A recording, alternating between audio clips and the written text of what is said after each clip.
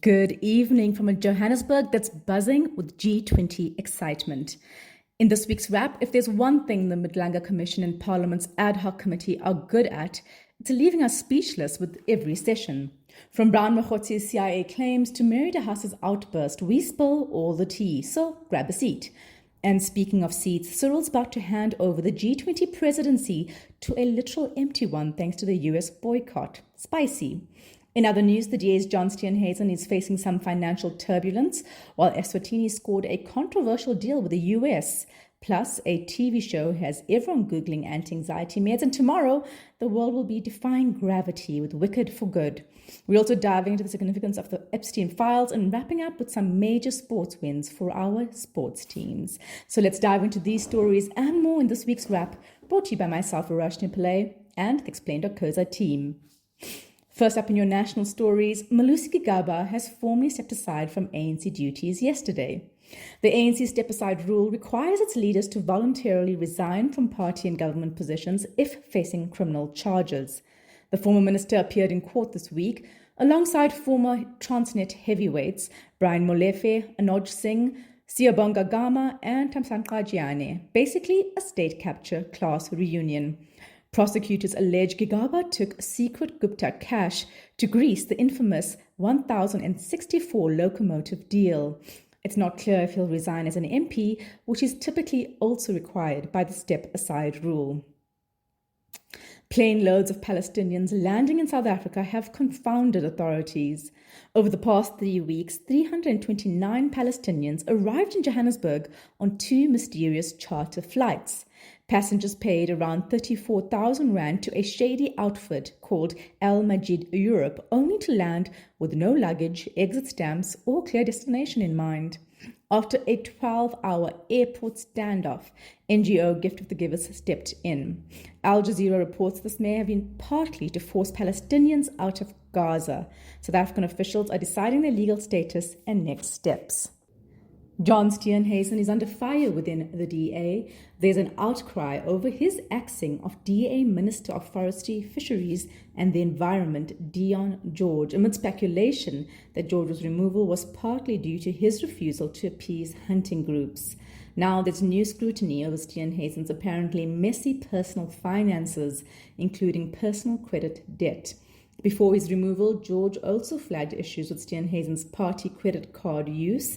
Steenhuisen is calling it a smear campaign, but the whispers are only growing louder. Just to explain, Deon was the Government of National Unity's Minister of Fisheries, Environment and Forestry, placed by the DEA, and John Steenhuisen withdrew him from the GNU.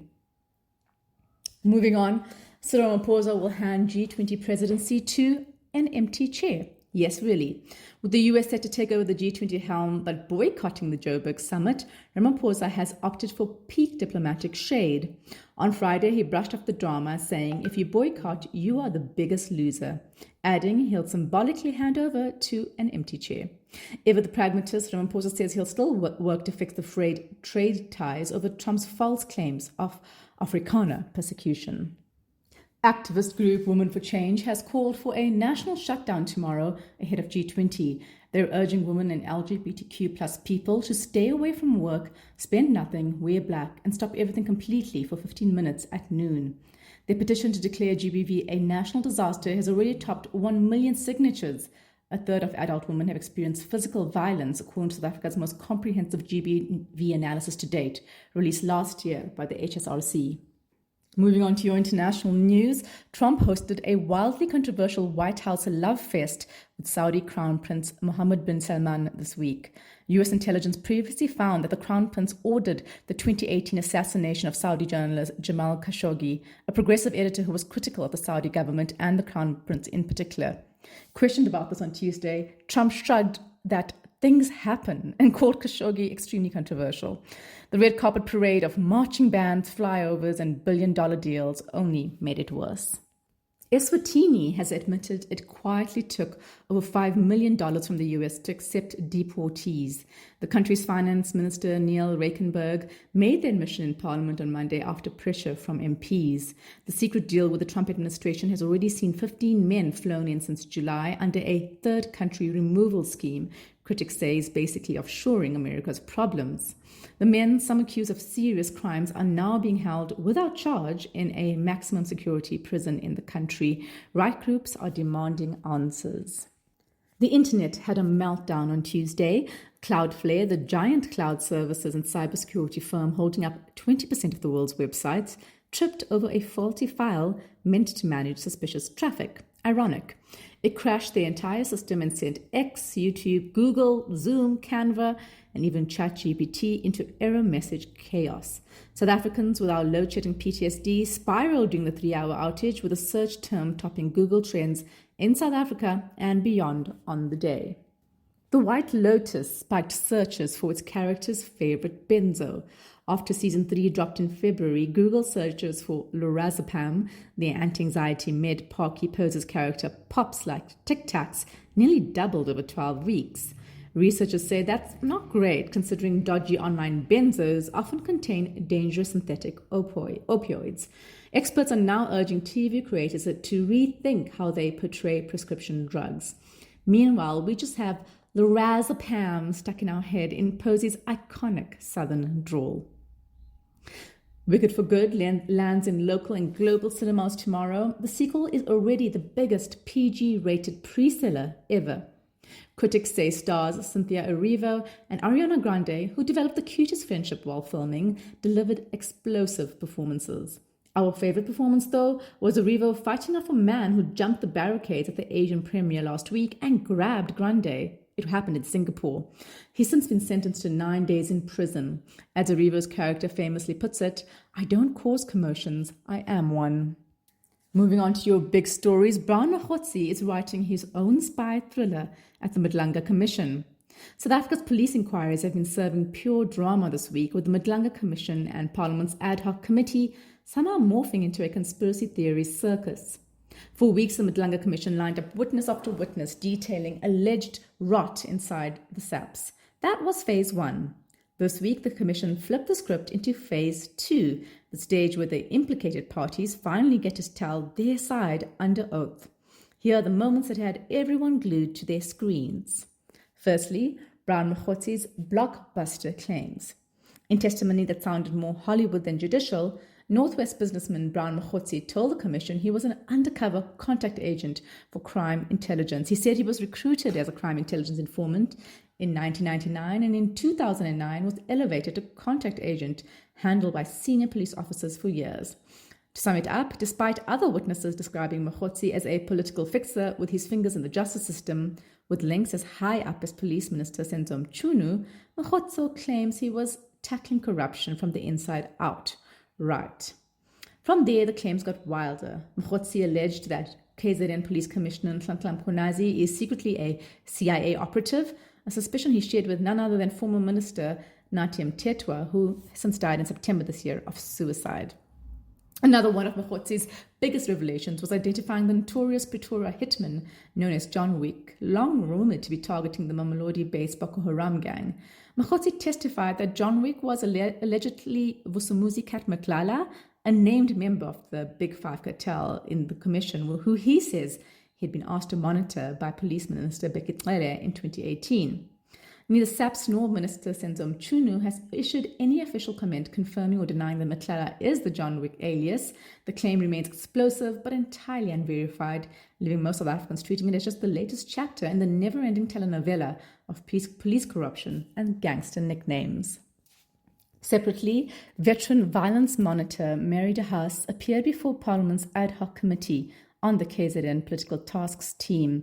De Haas detailed serious allegations of abuse and torture by the unit, drawn from whistleblower accounts. But MPs were not impressed. Some dismissed her testimony as hearsay, while others accused her of making sweeping claims without confirming evidence. At one point, De Haas lost her temper as MPs pushed back, saying this is becoming a witch hunt. In a week when Mlisi Gaba was in the dock and Ramaphosa was shading Trump's MTG20 chair, the Madlanga Commission still managed to steal the chaos crown, only in Mzansi. In international news, the long-buried secrets of Jeffrey Epstein's depraved empire are finally clawing their way into the light. The Epstein Files Transparency Act, a new piece of U.S. legislation aimed at unveiling the secrets around Jeffrey Epstein's notorious operations, passed with overwhelming support in the US House of Representatives on Tuesday. The higher legislative house, the Senate, quickly followed, approving the bill unanimously. Yesterday, the bill landed on President Donald Trump's desk, where he since signed the order to release the files. What makes this remarkable is the person at the center, Trump himself, who for months has labeled calls for disclosure a Democrat hoax, with Republicans who dominate both houses largely backing him. But he could not get all party faithful behind him on the issue. Super conservative Representative Marjorie Taylor Greene in particular has been a vocal advocate of the bill. Trump has since pulled his endorsement of her and dubbed her Marjorie Traitor Greene. On Monday, faced with the bill's impending success, he publicly stated he would sign the bill if it reached his desk, saying, "We have nothing to hide." It's the culmination of deep divides within Trump's MAGA movement over the files. While Trump has repeatedly tried to bury his association with Epstein, it just won't go away. Trump is still trying to detract from his role, and on Friday tasked Attorney General Pam Bondi with investigating alleged ties between Epstein and Democrats. So what does this act actually mean? It forces the U.S. Department of Justice to release all unclassified records related to Epstein's network, including flight logs, internal communications, and investigation materials, all within 30 days. The financier turned sex trafficking monster who rubbed elbows with the global elite before he suspiciously timed suicide in 2019 left behind a Pandora's box of documents. Importantly, no reductions will be made for reputational harm or embarrassment unless the material involves Epstein's victims or ongoing federal investigations. There's been a steady trickle of redacted documents before, but this will be the full reveal, hopefully. Last week alone, over 20,000 pages spilled out, flight logs to the infamous Lolita Express and emails implicating the powerful, including innocuous Trump mentions he insists prove his innocence. As CNN analyst Stephen Collinson puts it, this Washington humiliation has left Trump more exposed than ever amid plummeting ratings, and Washington may be shaken by whatever finally crawls out of Epstein's long-sealed vault. And finally, in your sports update, last weekend, Mzansi sport fans barely had time to breathe as two national teams delivered big mood-lifting wins that had the country buzzing.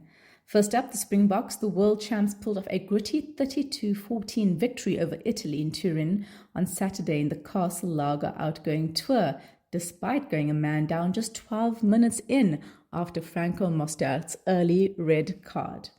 But the Boks did what the Boks do, stayed calm, powered on, and dotted down 4 tries courtesy of Van Staden, Monet van den Berg, Grant Williams, and Ethan Hooker. This marks the second time the Boks beat Italy with one man short, the last time July in Ngqeberha, where they thumped them 45-0. Casual. The Springboks will now shift their attention to their second last game against Ireland in Dublin on Saturday, and they'll do it without Mostert, who could face suspension after his controversial red card. Across the globe, the Proteas quietly made history of their own. On Sunday, South Africa claimed their first test win in India in 15 years, beating the hosts by 30 runs at Eden's Gardens in Kolkata. After being bowled out for 153 on day 3, the Proteas fought back hard, dismissing India for just 93 and 35 overs. The heroes of the match, Temba Bavuma, scored 55 runs, becoming the only player in the series to score a half-century. Off-spinner Simon Harmer claimed 4 wickets off 21, earning himself the Player of the Match award. This win ends a brutal 8-test drought in India, 7 losses, 1 draw, since their last victory in Nagpur back in 2010. The Proteas now lead the 2-match series 1-0 and are just a win or a draw away from sealing their first series victory in India in 25 years. But coach Shukri Conrad is keeping everyone grounded, saying the job isn't done yet. The final test kicks off on Saturday in Guwahati. That's it from us at The Wrap, an award-winning product of Explained.co.za. Simple news summaries for busy people. Remember to share the love, tell your friends to sign up at explained.co.za/subscribe. Till next time, goodbye from the team.